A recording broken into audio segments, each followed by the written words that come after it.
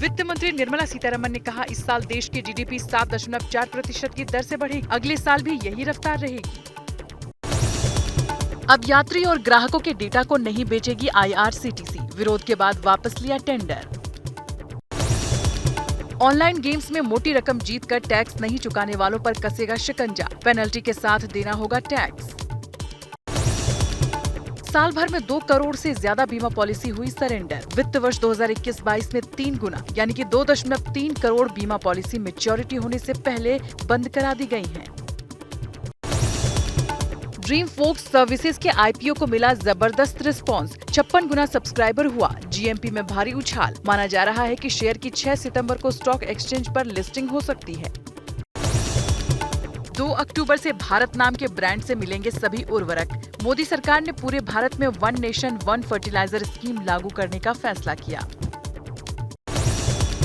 Thompson ने 7490 रुपए की शुरुआती कीमत में एक साथ लॉन्च की 4 वॉशिंग मशीन। सभी वॉशिंग मशीन में ट्विन वाटर इनलेट दिए गए हैं। इसके अलावा इसमें 10 वाटर लेवल सिलेक्टर के साथ ऑटोमेटिक बैलेंस कंट्रोलर है।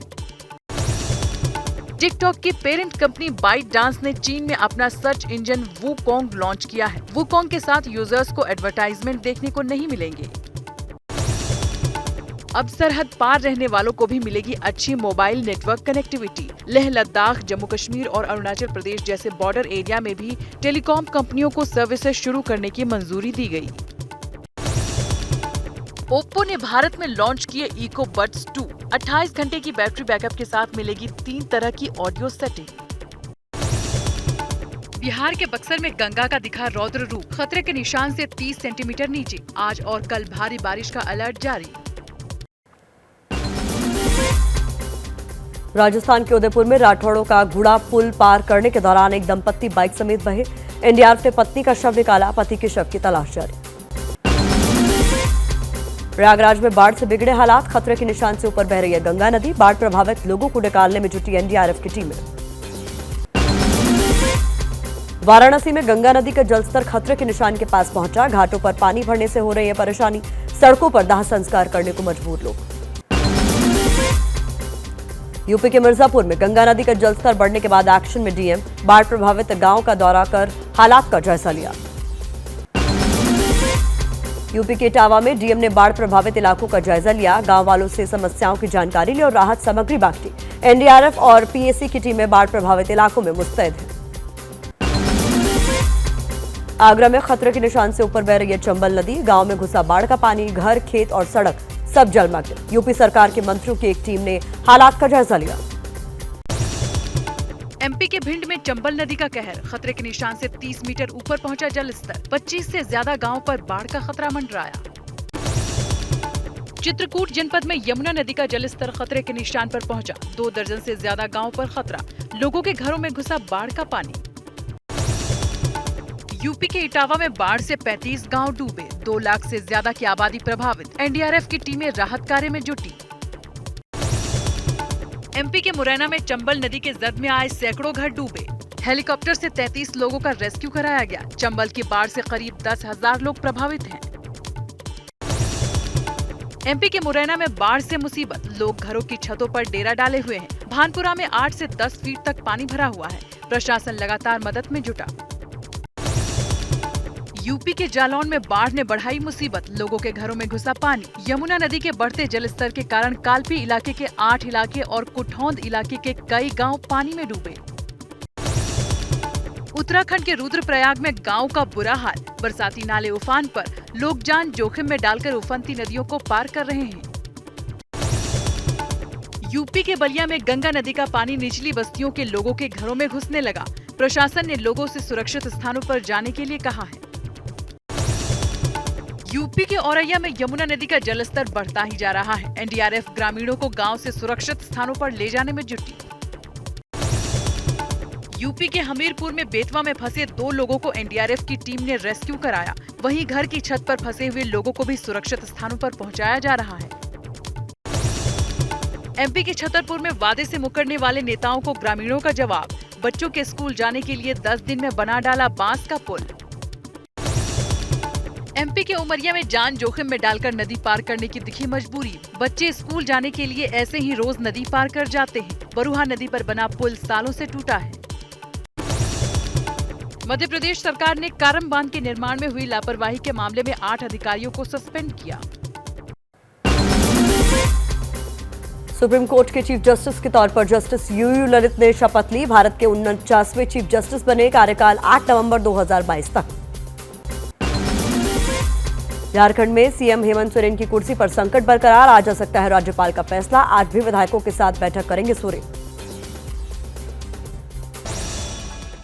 प्रधानमंत्री मोदी का आज से 2 दिन का गुजरात दौरा। अहमदाबाद में साबरमती नदी पर पैदल यात्रियों के लिए बने अटल पुल का उद्घाटन करेंगे।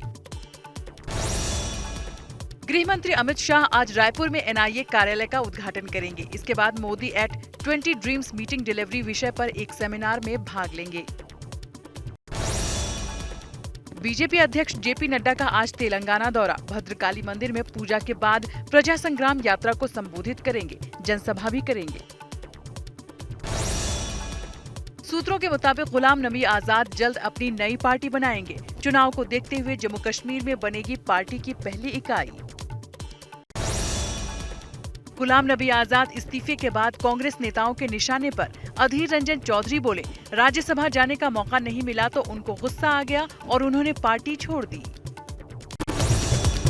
दिल्ली की विधानसभा में अरविंद केजरीवाल ने कहा, गुजरात चुनाव की वजह से सीबीआई जांच हो रही है। हम गुजरात चुनाव न लड़े तो ये सब बंद हो जाएगा। आम आदमी पार्टी बीजेपी में मचे घमासान के बीच दिल्ली विधानसभा में विपक्ष के नेता रामवीर सिंह बिधूड़ी बीजेपी विधायकों के साथ एक मॉक विधानसभा सत्र को संबोधित करेंगे। दिल्ली सरकार की आबकारी नीति विवाद पर कांग्रेस नेता अजय माकन आज प्रेस कॉन्फ्रेंस करेंगे। भ्रष्टाचार का खुलासा करेंगे। कर्नाटक के पूर्व सीएम बीएस येदियुरप्पा आज दिल्ली में पीएम मोदी और बीजेपी के दूसरे नेताओं से मुलाकात करेंगे। एबीपी न्यूज के शो प्रेस कॉन्फ्रेंस में देश के गृह राज्य मंत्री नित्यानंद राय का बड़ा बयान। कहा, पाकिस्तान के कब्जे वाला कश्मीर हमारा था और हमारा है। पीओके को बताया कांग्रेस की भूल का नतीजा। कहा, देश को इसका अफसोस है। और हम जिस भारत की बात करते हैं, जो हमारे पूर्वजों ने जो भूल की है, कांग्रेस के जवानों में जो भूल की है, उसका अफसोस तो अभी देश कर रहा है। देश के साथ हम लोग भी कर रहे हैं। सीएम योगी के पश्चिमी यूपी दौरे का दूसरा दिन। आज गाजियाबाद और बुलंदशहर में विकास कार्यों की समीक्षा करेंगे। अखिलेश यादव भी आज नोएडा में रहेंगे। नीतीश के मंत्री श्रवण कुमार का ऐलान। बोले, नीतीश कुमार एक दिन लाल किले पर तिरंगा फहराएंगे। बिहार के धरती का मुख्यमंत्री श्री नीतीश कुमार जी एक दिन लाल किले पर झंडा फहराएगा। यही कहते हुए अपनी बात को समाप्त करता हूँ। 2 सितंबर को आईएनएस विक्रांत का स्वदेशी अवतार नौसेना को सौंपेंगे पीएम मोदी। इसके फ्लाइट डेक पर एक साथ 10 फाइटर प्लेन खड़े हो सकेंगे। ओडिशा के क्योंझर में पहली बार एक फाइटर जेट MiG-23 लड़ाकू विमान की प्रदर्शनी लगी। देखने पहुंच रहे सैकड़ों लोग। कारगिल जंग में शामिल था लड़ाकू विमान। महाराष्ट्र में नासिक के गोवर्धन गांव में अनुसूचित जाति की महिलाओं ने किया आंदोलन। हाथों में पेट्रोल की बोतल लेकर आत्मदाह की धमकी दी। ग्राम पंचायत में भ्रष्टाचार और अनुसूचित जाति के लोगों से अन्याय के खिलाफ प्रदर्शन। राजस्थान के उदयपुर में छात्र संघ के चुनाव में मतदान केंद्रों के बाहर जमकर हुआ हंगामा। राज्य के विश्वविद्यालयों और कॉलेजों में कल था छात्र संघ का चुनाव। कश्मीर विश्वविद्यालय में सूफी महोत्सव का आयोजन। सूफी संत हजरत बाबा बुल्ले शाह को दी गई श्रद्धांजलि। छात्रों समेत कई ग्रुपों ने सांस्कृतिक प्रस्तुति दी। बीजेपी नेता और TikTok star Sonali Phogat case में 2 और शिकंजे में। रेस्टोरेंट का मालिक और ड्रग पेडलर गिरफ्तार। अब तक कुल 4 लोग पकड़े गए। सोनाली को गोवा के रेस्टोरेंट में जबरन ड्रग्स दी गई थी। गोवा पुलिस ने किया सोनाली फोगाट की मर्डर मिस्ट्री सुलझाने का दावा। सोनाली के पीए समेत 2 गिरफ्तार। हरियाणा के सीएम मनोहर लाल खट्टर ने फोन पर की गोवा के सीएम प्रमोद सावंत से बात।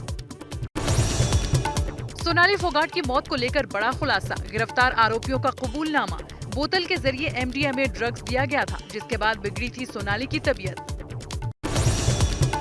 सूत्रों के मुताबिक सोनाली के पीए सुधीर संगवाल ने एक ड्रग पेडलर के जरिए मंगवाया था MDMA ड्रग। पार्टी से ठीक पहले ड्रग पेडलर ने पहुंचाया था ड्रग्स। ये हैं शर्मा जी, जो रात का खाना और देश दुनिया की सुर्खियां दोनों लेते हैं सुमित अवस्थी के साथ। अब ये हैं इनके पड़ोसी बनर्जी साहब। मिष्टी दोई खाते खाते पूरा बंगाल जान लेते हैं सुमन दे के साथ। इनकी तरह आप भी देखें अपने फेवरेट न्यूज एंकर को एक ही ऐप पर और डाउनलोड कीजिए एबीपी लाइव ऐप अपने स्मार्ट टीवी पर।